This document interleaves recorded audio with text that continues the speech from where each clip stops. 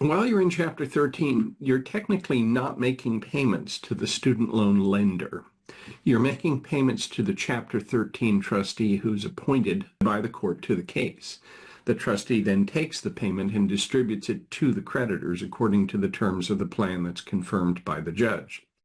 So you're not making payments to the lender, so it doesn't reduce the payments that you're making to that lender because the payments are just going through the plan. The percentage that you're paying to that student lender is dependent on several factors that we use to determine what the percentage is and what the plan payments will be. In short, let me walk you through those three. Number one, some attorneys refer to it as the best interest of creditors requirement. I think it's more descriptive to call it the Chapter 7 liquidation requirement for Chapter 13. What it says is, over the life of the Chapter 13 plan, you have to repay your unsecured creditors at least as much as they would have gotten if you'd done a Chapter 7. Now, in most Chapter 7's, creditors get nothing at all. But if you have non-exempt assets, that is, assets that we cannot exempt using the appropriate exemption table, then in a Chapter 7, the Chapter 7 trustee takes those assets, liquidates them, and has money to pay the creditors.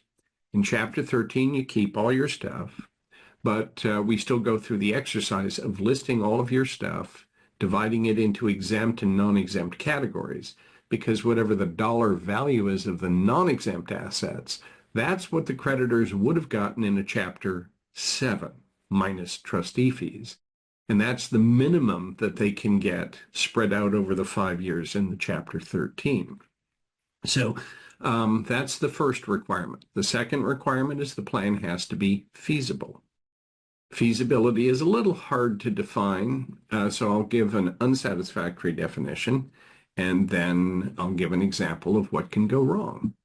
So feasibility means you have to have enough income to satisfy that Chapter 7 liquidation requirement and to be able to pay certain special creditors the way they're entitled to be repaid.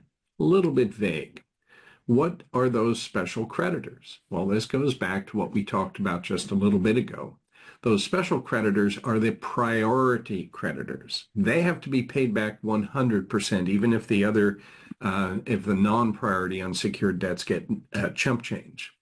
So suppose, for argument's sake, you had $35,000 worth of priority tax debt. Some tax debt is not priority tax debt, but we're going to assume you have $35,000 worth of priority tax debt. And we do the analysis and we determine that you have $500 a month available to make plan payments. So we propound a plan that will pay back $500 a month for 60 months. And the judge will not confirm that plan. You might wonder, well, why not? Isn't it a good plan? No, it isn't. If we do $500 a month for 60 months, we pay back $30,000. But by hypothesis, we said we had $35,000 worth of priority tax debt, which has to be paid back in full. So that's an infeasible plan. And then the third requirement is the plan has to be fair, which is usually a very vague concept, but in this context, we can make it very precise.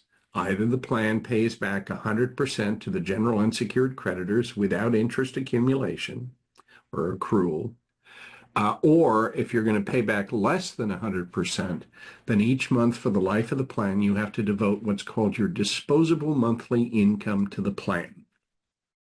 There's a somewhat technical definition of disposable monthly income, but the gist of it is we take your gross income minus the amount you're supposed to pay in taxes and Social Security, and minus your reasonable living expenses. What's left over is disposable monthly income. So if it's less than 100% plan, then you have to devote your disposable monthly income to the plan.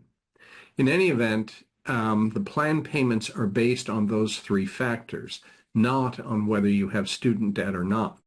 So will it lower your student loan payments? Not really, because the student loans are going to be paid through the Chapter 13 plan. You don't get to have them outside of the plan. They're part of the conduit.